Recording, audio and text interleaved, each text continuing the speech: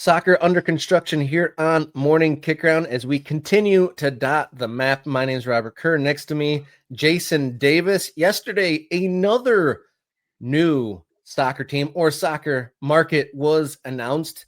This time, it is MLS NEXT Pro, the Island FC, bringing professional soccer to Long Island, New York. How about that? Yeah, some pictures here from their announcement. This actually, a tease of this announcement landed in our Morning Kickaround inbox, and I took it to the Discord and said, does anybody know what's going on here? Because they weren't giving out any details. And then subsequently, somebody said something about Long Island. I was like, oh, that's what this is. This Definitely is what's going on here. So here we have the official announcement. No logo yet, just the Island FC, which that's a choice. I will say that is a choice. Will it catch? Will it be a thing? Will people be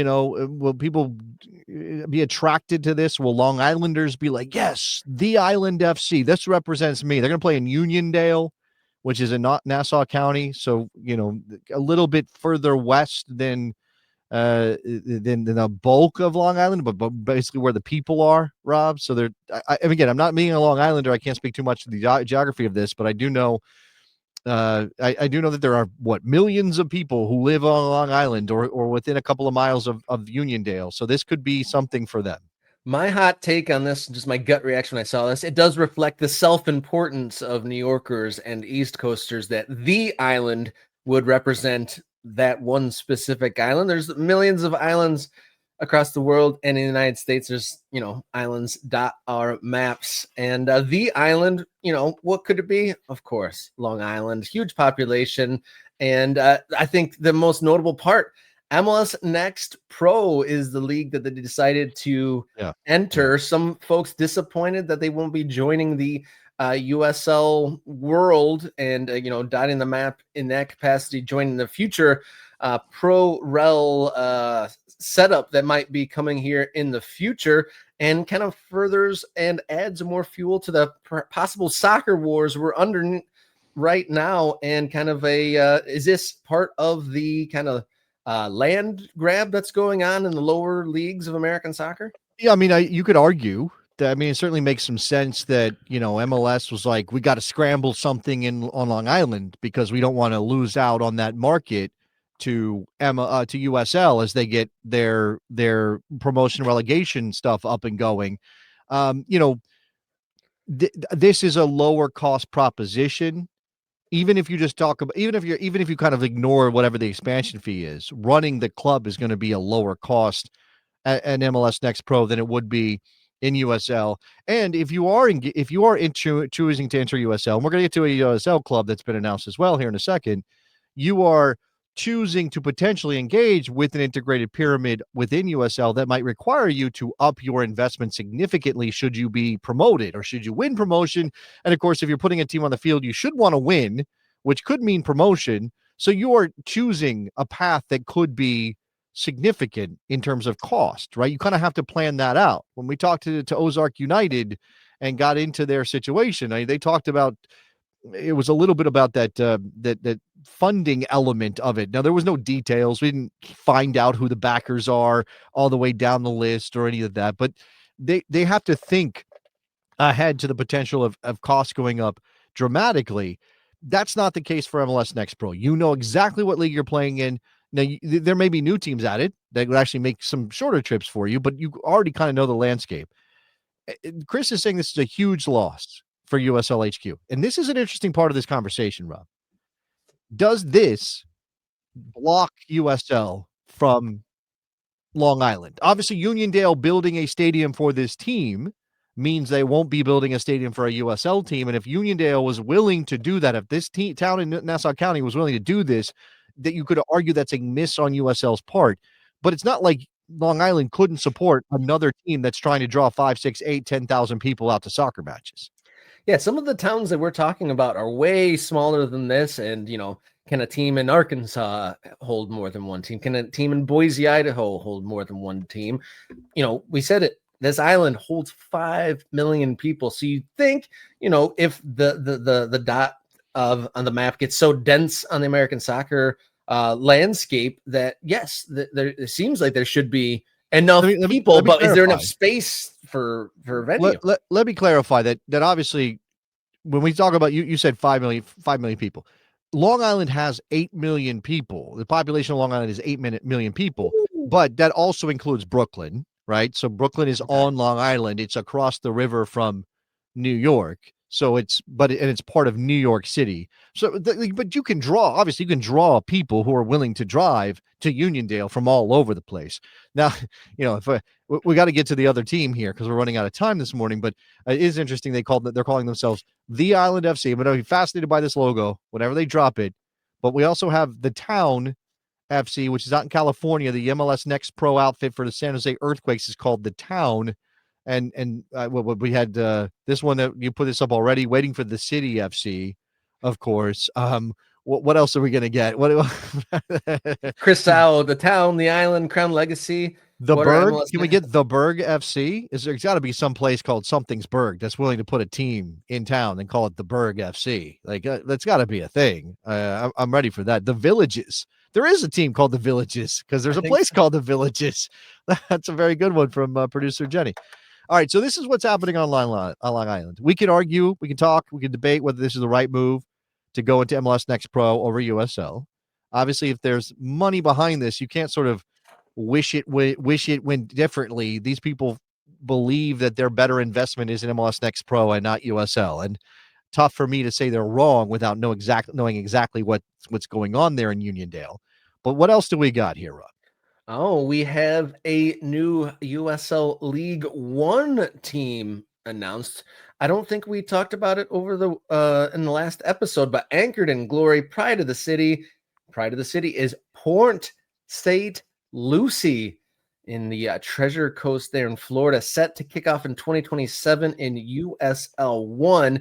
We talked a bit last week in brief about the various soccer projects popping up both in USL and MLS Next Pro in Florida, and we can add Port St. Lucie to the list. And this one, we do have a badge and a tagline. What do you think of these ones?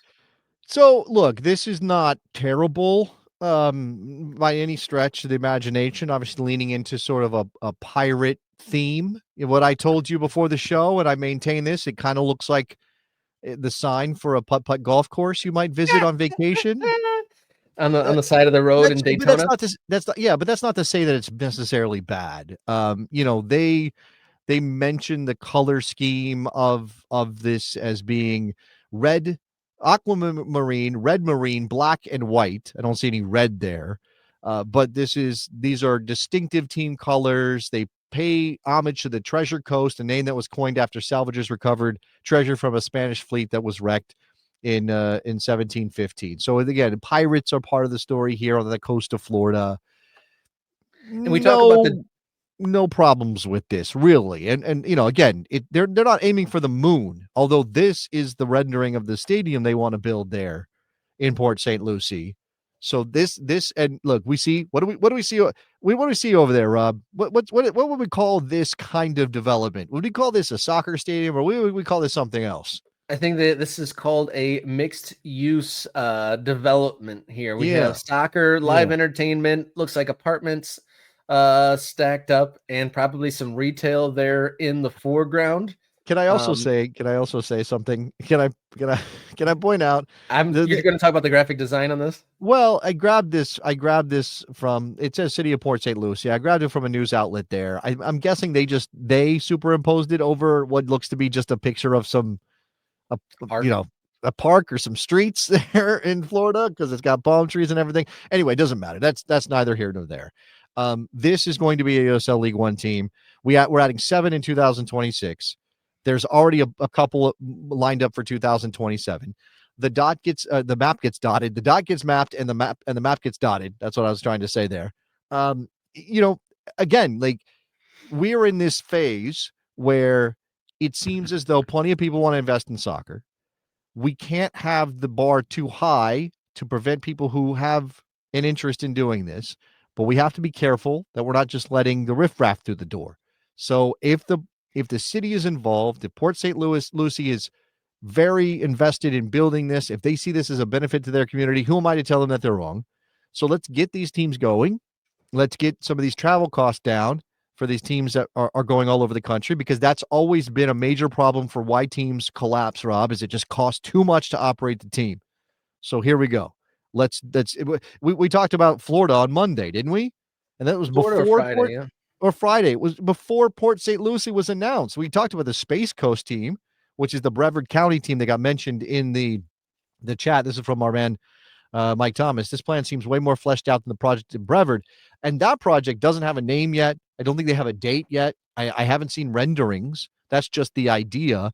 Although there are some Orlando figures, including former Orlando City head coach Adrian Heath, involved in that. So I am intrigued by it, but this does seem further along.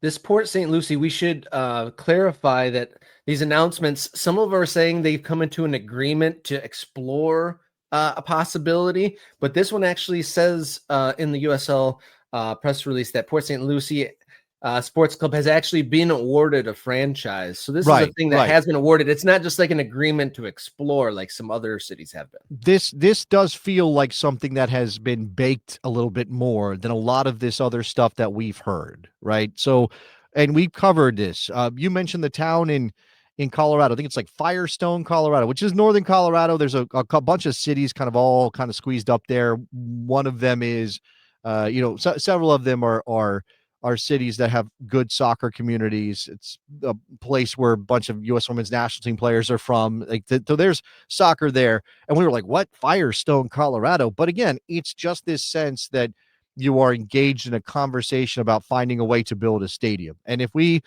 kind of give you the franchise agreement and outline what it takes to run a team, all you got to do is go find somebody to back the club. And maybe there is a local businessman or family or something like, or company that wants to get involved in this, not just because soccer's fun, and maybe not because soccer makes money, because most of these teams don't, but because it kind of has those ancillary benefits of tying you to the community.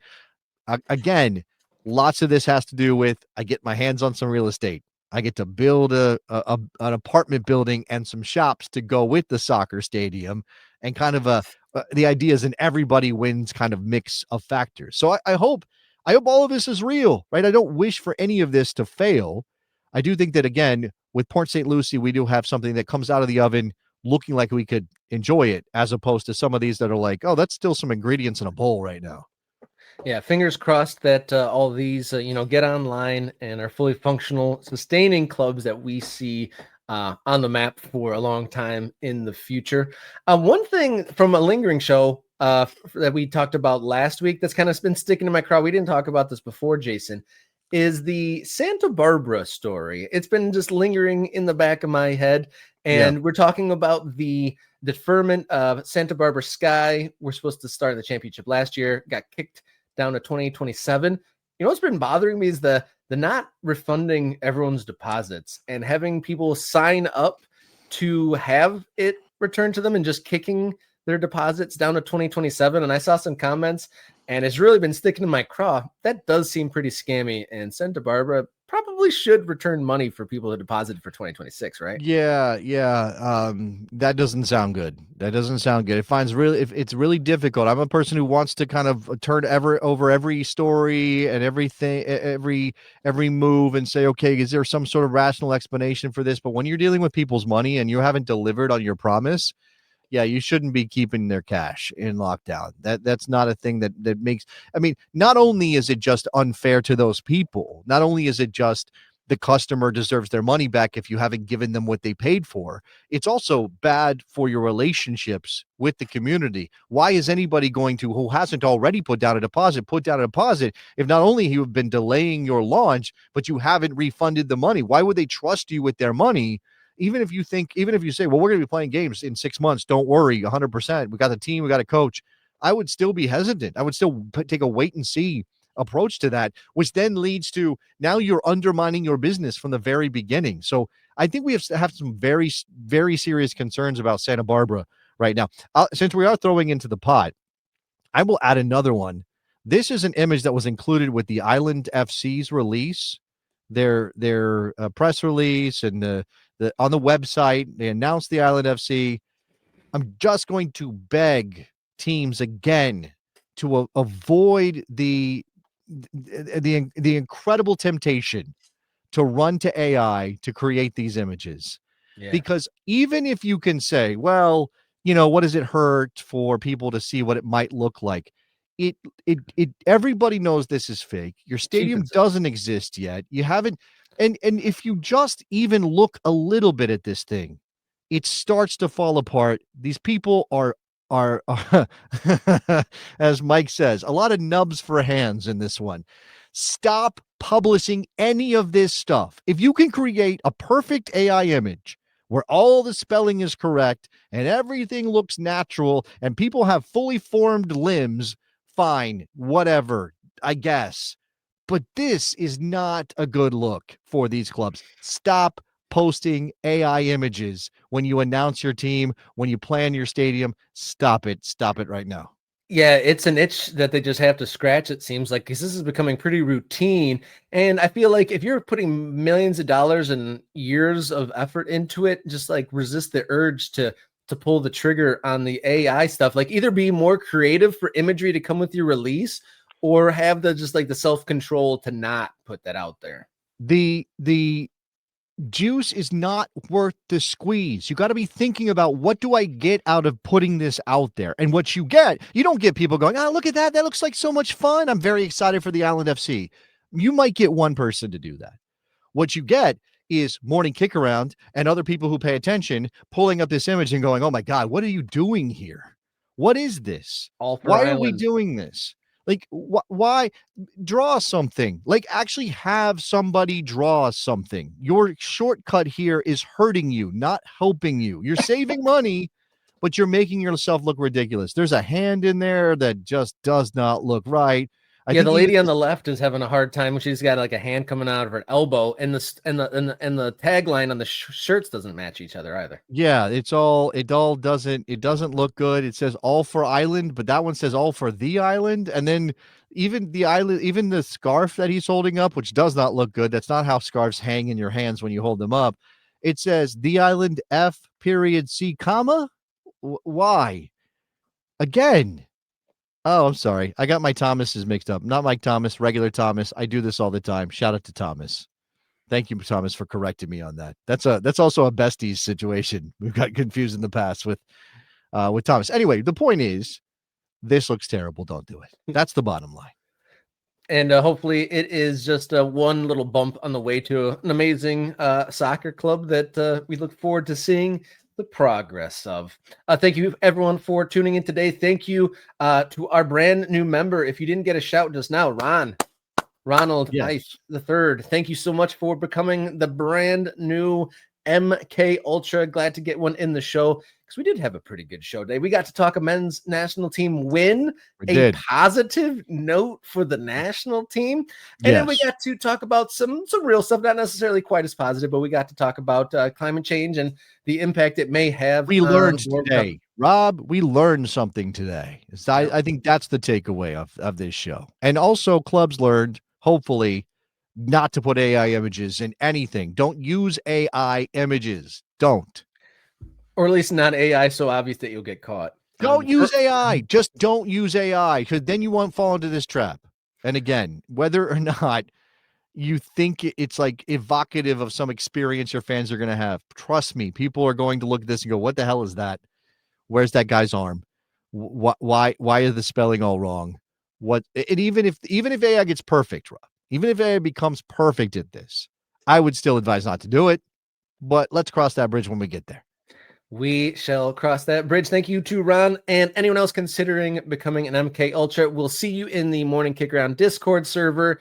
And we got some great stuff ahead on Friday. We're going to talk Corpus Christi and a number of other new teams. And I'm sure some news is inevitably going to pop up between now and then. So until Friday, everybody, please enjoy your soccer.